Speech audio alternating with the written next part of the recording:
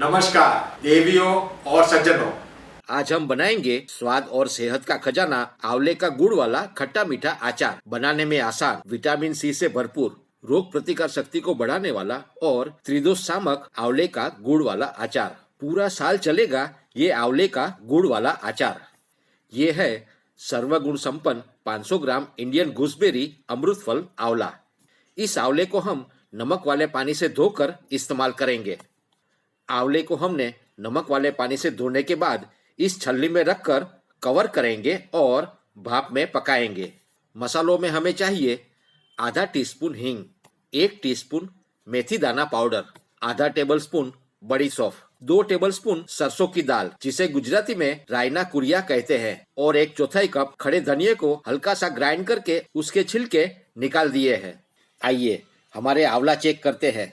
देखिए हमारे आंवला अच्छी तरह से पक चुके हैं, खुल चुके हैं। इस आंवले को हम ठंडा होने के बाद इस तरह से खोल देंगे और पंखे के नीचे रखेंगे करीब आधा घंटे के लिए। तो सबसे पहले इस कांच के बाउल में डालेंगे 1/4 कप धनिया जिसको हमने कोर्सली ग्राइंड कर लिया है, 2 tablespoon split mustard seeds Raina कुरिया, 1 टीस्पून मेथी पाउडर, आधा टीस्पून हींग और आधा टेबलस्पून बड़ी सौंफ।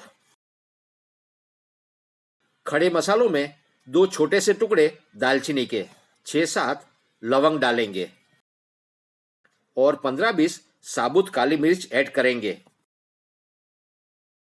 ये है 1/3 कप मूंगफली का गरम तेल। सूखी लाल मिर्च ऐड करेंगे और कवर करेंगे। मिक्स कर लेंगे, अच्छी तरह से मिला लेंगे।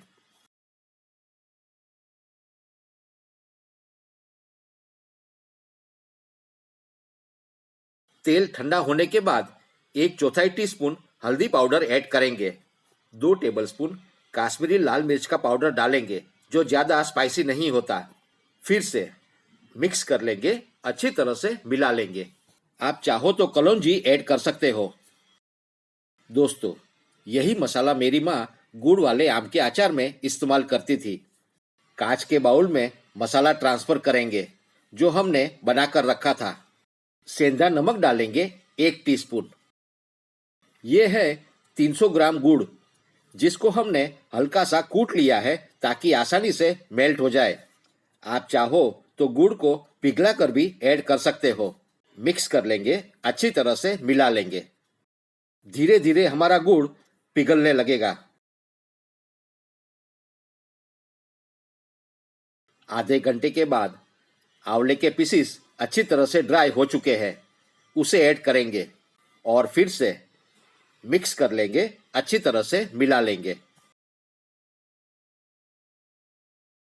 हल्के हाथों से मिलाएंगे, कवर करेंगे और साइड में रख देंगे करीब 3-4 घंटों के लिए ताकि गुड़ पिघल जाए। 3-4 घंटों के बाद हमारा गुड़ अच्छी तरह से पिघल चुका है। मुझे मीठे अचार की ये कंसिस्टेंसी थोड़ी सी पतली लगती है।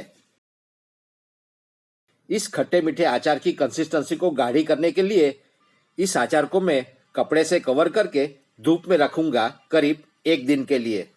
अगर आपको रसा पतला चाहिए तो धूप में रखने की जरूरत नहीं है। 1 दिन धूप में रखने के बाद हमारा आंवले का खट्टा मीठा अचार बिल्कुल तैयार है। ये कंसिस्टेंसी परफेक्ट है। देवियों और सज्जनों, सर्दियां खत्म होने से पहले वात, पित्त और कफ में गुणकारी इस अमृत फल आंवले का खट्टा मीठा अचार जरूर ट्राई करें और आपके अनुभव हमारे साथ शेयर करें। आप स्वस्थ रहे, मस्त रहे, तंदुरुस्त रहे। हमारे साथ बने रहने के लिए आपका शुक्रिया। धन्यवाद। नमस्कार।